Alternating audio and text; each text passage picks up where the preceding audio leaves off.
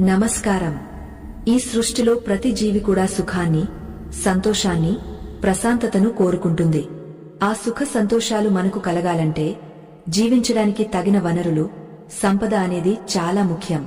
ప్రతి మనిషి తన జీవితకాలంలో అష్ట ఐశ్వర్యాలను పొందాలని, తన కుటుంబం ఎల్లప్పుడూ సిరి సంపదలతో తులతూగాలని కోరుకుంటాడు. కాని ఆ సంపద అనేది ఎవరి దగ్గర స్థిరంగా నిలుస్తుంది? ఎందుకు లక్ష్మీదేవి కొందరి ఇళ్లలోనే స్థిర నివాసం ఏర్పరచుకుంటుంది, మరికొందరిని ఎందుకు కరుణించదు? అసలు ఆ తల్లి మన ఇంట్లోకి అడుగు పెట్టడానికి సిద్ధంగా ఉందని మనకు ఎలా తెలుస్తుంది?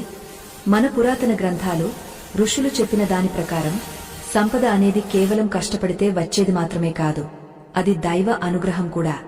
లక్ష్మీదేవి ఒక ఇంటిని ఎంచుకునే ముందు ఆ ఇంటి యజమానికి ఆ ఇంటి వాతావరణంలో కొన్ని స్పష్టమైన మార్పులను, సంకేతాలను చూపిస్తుంది. ఈరోజు